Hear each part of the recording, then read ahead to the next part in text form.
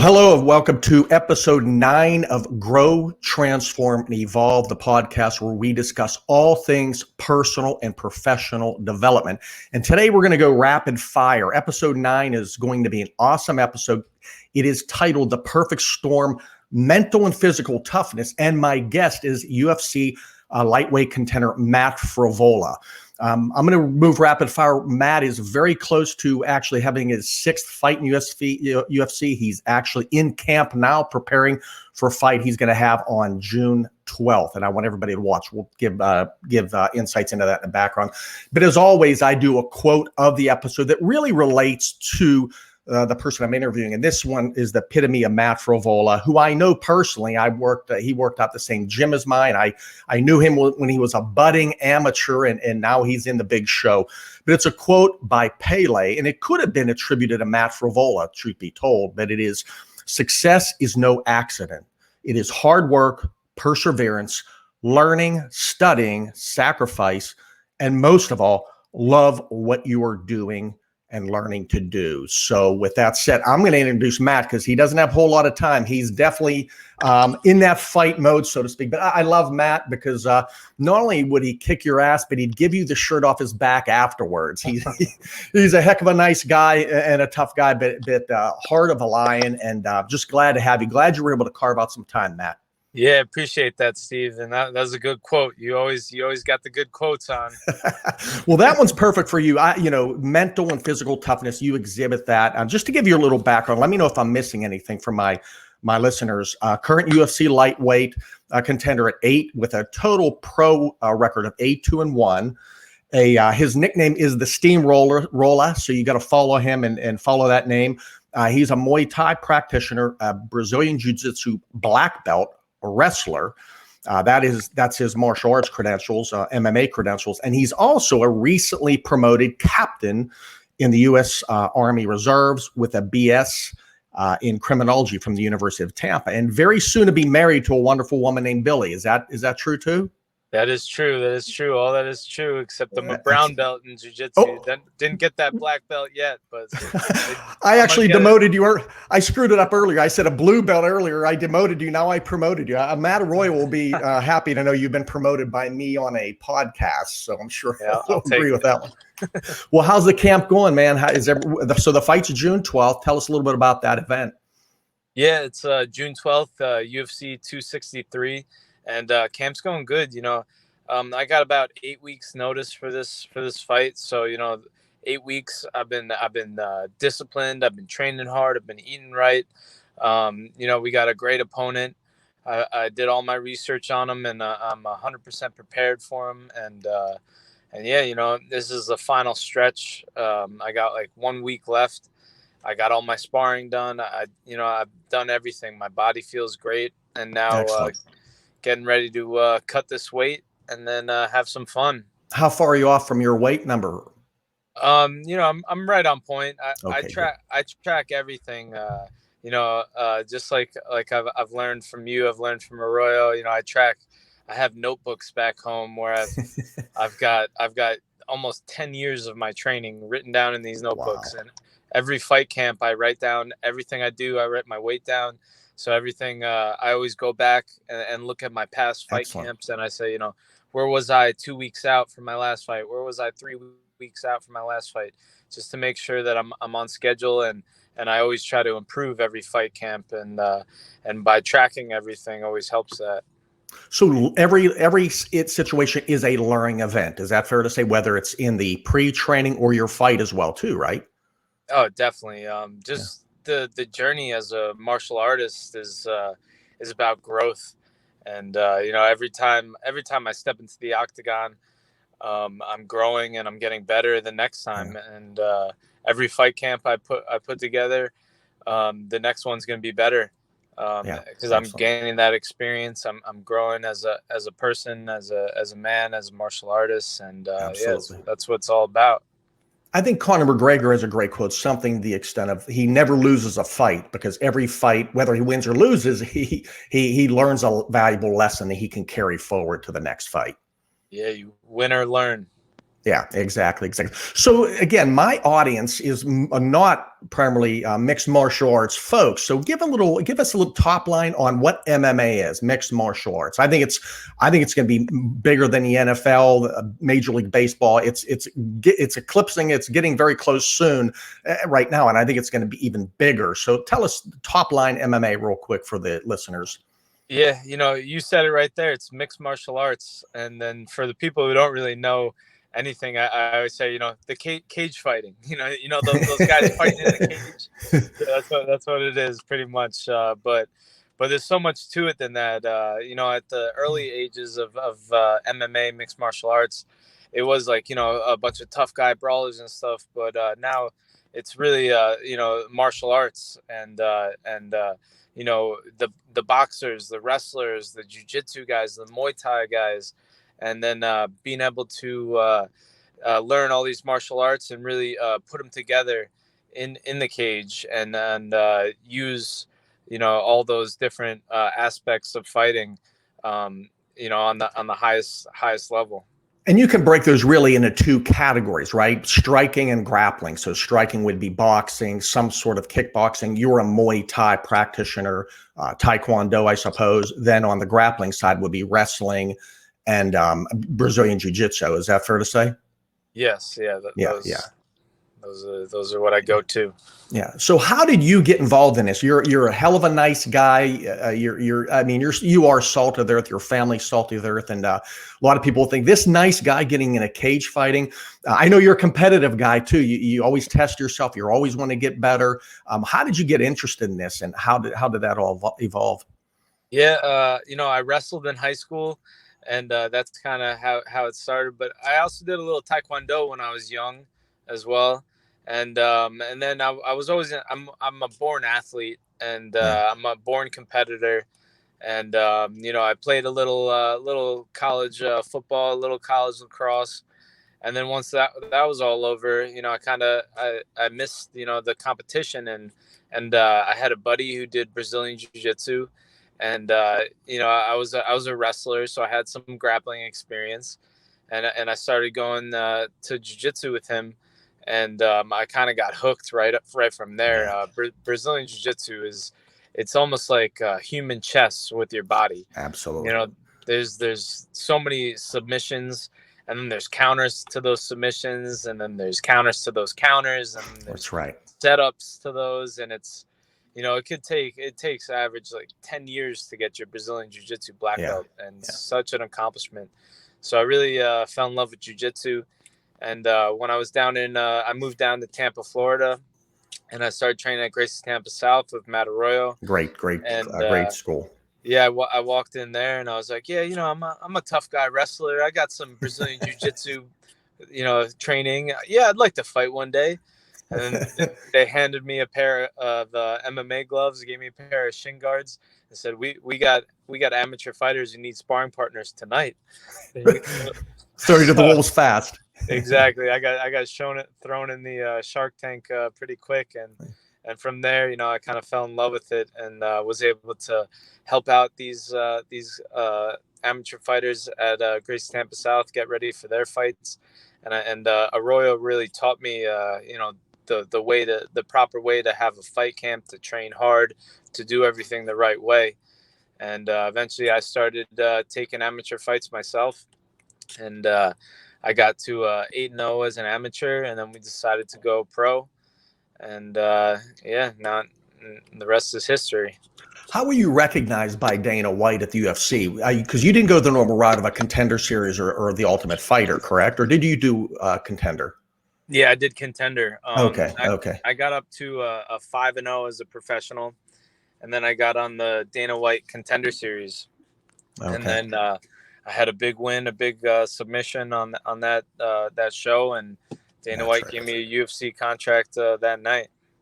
So what are some of we know the physical side of things, but what are some of I think you're not only, again, a great athlete, but I think you're incredibly mentally tough. What are some of the things, how did you get so strong mentally? Do you practice it? Are there hobbies, habits? How have you become so mentally strong? I think visualizing is big. I do a lot of, visualizing. And I think you really have to believe in yourself. Believe, like, why not you? You put in the work, and have that belief in yourself, and visualize just going through the whole process. Like, I'm at the point in camp right now where I like to do a lot of hot yoga to supplement my training. Amen that. Amen And at the end of that hot yoga class, I visualize, and I go through the whole week, just every aspect of it, going through the weight cut, going to the face offs, looking at my opponent in the eyes, and then waking up the next day of fight day, and eating a good meal, doing my fight day shakeout, going to the arena, warming up in the backstage, you know, them calling, all right, you next, making that walk to the octagon, and then stepping into that octagon, and having the fight of my life. I see it all in my head. I visualize it all, and then it's almost like I've done it already when I'm in there. And I think that's big for my mentality. Okay, so that visualization piece. So, I think martial arts or UFC fighting, I think that's a great metaphor for life, because life is not fair. Life is not easy. Life doesn't happen as you expected or want it to. So I'm sure a fight, the best laid plans, all hell breaks loose when you get punched in the nose or something goes wrong. How do you keep that mental state? How do you keep in that rational state of mind when adversity strikes, when someone's coming at you, and there's not only a pressure of the fight, but you have how many, 16,000 people potentially there watching. That's with your preparation. I prepare. I put my sparring rounds in, and then when I'm out there, under the lights, with the whole crowd out there, I go back to my breath. I make sure I'm breathing. I make sure I'm staying present, and then I'm in a fight as well. Sometimes you get into a firefight, and it's you start brawling, you lose your technique a little, and then you got to take a step back, circle out, and reset. You got to reset, take a breath, and then we go back to work. We get back to our game plan. We get back to our technique. Resetting is definitely big mentally when you're in there, and breathing. A lot of breath and staying present is definitely key. So understanding the skills, mastering your skills, building that muscle memory, then actually practicing those skills in a real world environment prepares you for when it's actually happening. Is that fair to say? Oh, definitely. Yeah, I think did you have any of one of your former kickboxing instructors? I think is Eric Parker, right? Did he teach you the brain functionality, intensity, and all that stuff? So how to stay in that rational state of mind? And I think that's what Eric talks about is, mastering those fundamentals: how to throw a punch, how to throw a hook, how to throw a proper knee or strike, and then actually mastering that, then practicing that in that real world environment. Get you used to being there, so it's not new or unfamiliar to you as well, too. Definitely. And even when I first started, Arroyo used to bring people in to watch us spar, and he would even do a walkout for everybody just to kind of get you that fight feel. So it's not so you feel like you've done this, Yeah. I think even Tiger Woods' dad used to throw frisbees at him when he was a little kid. Not that anyone's going to throw a frisbee at you in a golf outing, but it just was testing his concentration. Were those things going to distract him? What's the biggest learnings you've had about yourself in this whole fight world and whatnot? I'm sure you've had to dig deep. Not only getting into the UFC is a tough road, but staying there, winning or having losses. What are the biggest takeaways you've learned about yourself that surprised you? Perseverance. This is not an easy profession I chose. And my body feels it sometimes. I've had surgeries. I've had injuries. And, I've had setbacks. I've lost fights. And through all these, you question a lot of things. And you could tell that it definitely, weeds out the people who don't want it. Yeah. And it's a test. And I always look at all these as a test, and these injuries, these losses, these setbacks. That's really what when you see what you're made of. And coming back from injuries, coming back from setbacks, really, defines your character as a man. And, it tests you, do you really want this? Yeah. And being able to get past those and then, get back on track it's great. Yeah, yeah. Well, it's great seeing how far you've come, my friend. Yeah. Well, Kat, what's life after you become UFC lightweight champ and hold that belt for quite some time? What's after that down the road? Coach, you're a captain in the Army Reserves. What's next for you after your stellar career down the pike when you're an old man like me? That is a good question. That is a good question. You'll deal with that when it comes. Now you're worried. Now you're concerned about the upcoming fight, right? Yeah. Trying to stay present, but like you said, I'm about to get married in September. Congratulations. And I'd love to start a family, and I love coaching. I love teaching. I love You'd be a great coach. I love just kind of spreading the knowledge that I've acquired, and I definitely see that in my future. Excellent, excellent. Well, we'll end this with some rapid fire wisdom. Do you have a favorite quote, or can you paraphrase a favorite quote of yours out there? A favorite quote. I mean, I don't know. I'm drawing a blank right now, but that one that you had in the beginning, I'm gonna piggyback off that one you had. I'll text that one. It's a Pele. I'm gonna substitute your name in that, so we'll do that one. Success is no accident, my friend. It describes you perfectly. Is there any favorite books you'd recommend to the readers and our viewers? The one that Arroyo told me to read back when I first started, the Compound Effect. That one, Compound Effect, definitely changed my life. What's the top line premise of that? Every decision, every action, compounds on itself and builds you towards your goals or away from your goals. And that's kind of what taught me about tracking things and just every decision. Yeah. Making wise, or it's basically wisdom. The more we learn, the more we can understand things, the more we can make wiser decisions down the pike. What is an important skill, developmental skill, you'd recommend anyone should learn or have to be successful in life? Or attribute? I'm gonna say perseverance. You're gonna have setbacks. But you have to have to drive through. Excellent. And lastly, what's a hobby? I don't know when you have time to relax, to be honest with you, but what's your favorite hobby? I have a feeling I know what it is, and I have a feeling it has something to do with something called the skulls. But what's your favorite way to decompress and relax? You just said it right there. We play some flag football up here in Long Island, and the playoffs is coming, and I'm gonna miss the first round of the playoffs, but I'm gonna go in there and get this big win. To 12th and no injuries, and I'll be playing when the Skulls get to the championship game. Long Island Championship, we're coming. I love it. So everyone knows Saturday the June 12th. What fight are you? Okay, so number one, how do people watch it? And number two, what order will you in? Roughly, what time will you fight so people can watch? I believe I'll be the 4th or the 5th fight of the night, and it'll either be on ESPN Plus or UFC Fight Pass. And I'm probably going to be fighting around like 7:30, something like that. Okay. Well, hopefully this podcast will add to Rolla Nation. So we're going to add to the Steamrolla Nation, Matt, the Steamroller Frevola. Listen, my friend, I know you're a busy guy. I'm honored that you carved out some time.